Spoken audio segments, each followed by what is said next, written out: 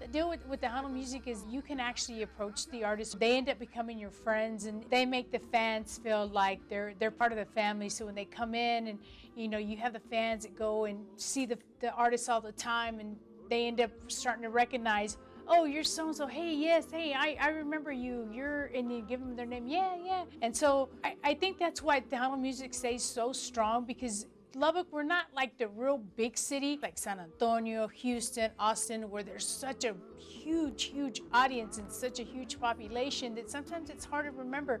Lubbock's a little bit smaller. We're growing, of course, but the artists will come and they see the same people. So eventually they start recognizing them and stuff. And I think that's why Tejano music stays so strong here in Lubbock. The listeners go out and they support, and they want to go see their favorite artist, because they don't see him as their artist. They see, oh man, that's my friend Ram, or hey, that's my friend, Elida or Shelly or whatever. So they go, and I think that's why it stays so strong here in Lubbock.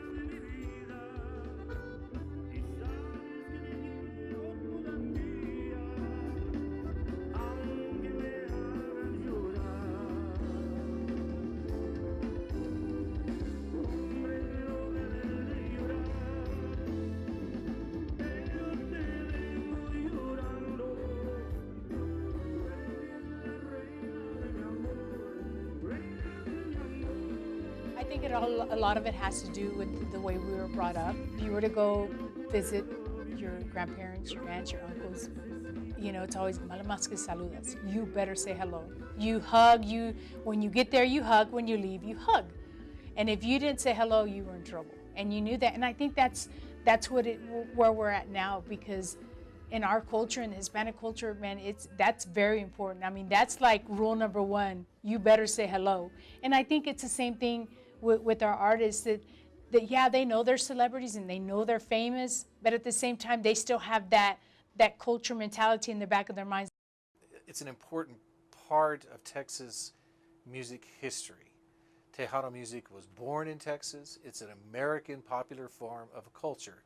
It takes Czech music, German music, music from Mexico, and other Anglo pop music. It takes all kinds of musics in it, and it blends it all together into this original form of American music. It's American-made music right here in Texas. Tejano music has been here since back in the 20s, except it was called Mexican music. It didn't have a title. So there was 3 DJs that were young. There was Rosito Ornelas Seguin, Maruca Rodriguez from Rosenberg, and myself in Georgetown. That said, you know what, this is our music. Why don't we coin it? So we started coining it Tejano music. So from then on, we started naming our own orchestras Tejano music. Because see, I remember Lubbock when I was 9 years old. It was very discriminatory. They discriminated against the Hispanic real bad, where they had a barrio, complete barrio, that was built out of cardboard, and really sad area. I can remember talking to my friend Johnny Hughes, who was a bit of a music historian. He'd been a music manager, and he would tell me about growing up and hearing Tejano music on Sunday afternoons downtown, because a lot of times the downtown would be closed, and the migrant populations were allowed to come in and go to the movie theaters and stuff, and he would hear music playing, and it'd be this different kind of music. So it gets established here, fairly early on. My dad and his brothers had a band. They had a local band in Austin, and I just grew up around music. I grew up around dances and going to clubs and festivals, and it's just something that I always loved, and I always felt like this is what I want to do. There was two DJs there in KLFB called Carlos and Willie. They were promoters, dance promoters. So they started seeing the names of the groups that I was playing here that they were not playing. So they would ask for addresses, information to book them over there. And they started playing my music and asking, where did you get that record? Well, they're recording here, so I would send them. So I started being like a distributor, not being paid, sending them music of artists.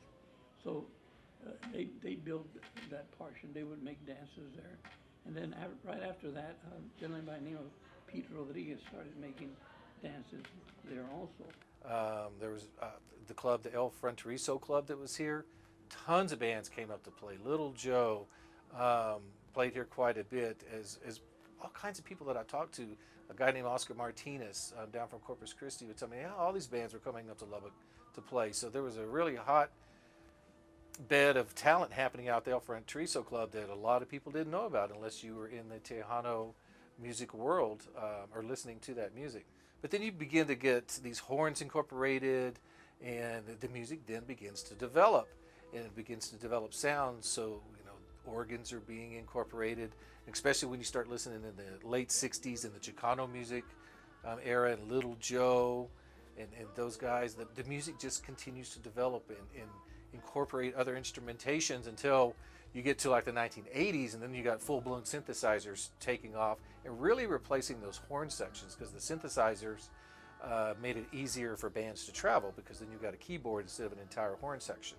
Not everybody has that privilege or that ability to enjoy all genres of music. And I think you hear that in the sounds of the Tejano music, is you hear the different flavor where they put a little bit of jazz, you hear the horns, you hear the sax, it all comes together. And to me, Tejano is it's like there's a dessert in Spanish called capirotada. It's a mixture of like bread and raisins. It's just a mixture. It's just like I don't even know. It's just all kinds of things together. And that's kind of what I say about Tejano music. We're like capirotada. We have an ingredient, a little bit of everything in there, but it tastes so good. Tejano music sounds so good. Then it becomes very commercialized in the 80s, and you start getting the Tejano Music Awards, and then the music's growing, and all of a sudden record companies start taking notice, and then money starts flowing in. And when that happens, then there's just a big explosion in the Tejano music world, and lots of records are being sold, lots of bands are out playing, lots of bands are touring, there's lots of money out there. And of course, you've got big acts out there like Emilio, and of course Selena, when she hit and then started to cross over before her untimely death, she may have been able to open up that market to more of the Anglo population. I think if our program directors and our artists and everyone stays open-minded, Tejano can go on for a very, very long time. And that's proved through Selena. I mean, Selena's been gone for 20 plus years, but she's still growing. She's still having impact on kids today. I was a senior in high school, and Selena's still having the same impact that she had on me as a senior in high school back in 1995 that she's having on kids that are in elementary school or kids that are in junior high or high school, the same age that I was. She's still having that same impact. And she's Tejano.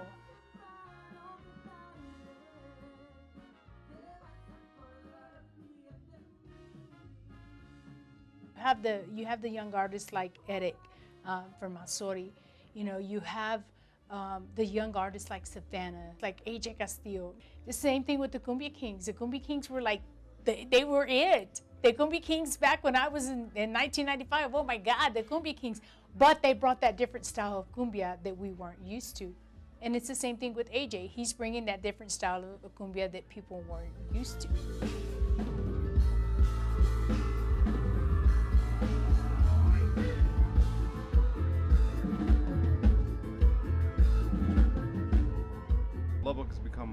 from home.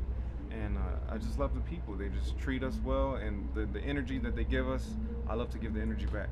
So when we come here, it's always like put a star on my book that I'm glad to be here in Lubbock because it's fun, always. And what I do is a little bit different because I always put the fans first, you know. Love to give fans the time and give them a show that they want to see. So Lubbock is my home away from home. I'm from Austin. I'm born and raised in Austin, but coming up here is always fun. And you know, I have a lot of friends over the years. We've made friends here, and just the vibe is always great. The energy and the vibe is always lit.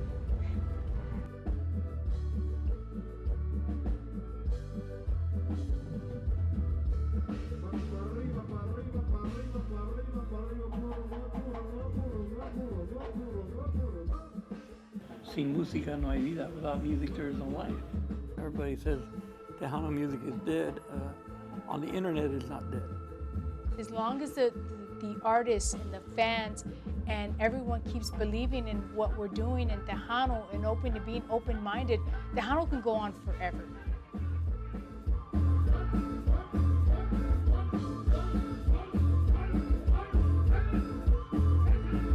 I didn't think it was going to get to this level. You know, I thought I was just going to be able to do something I love and make music. But, you know, it took off, and now we're here, and hopefully we just continue to keep climbing it, and things keep getting better and better.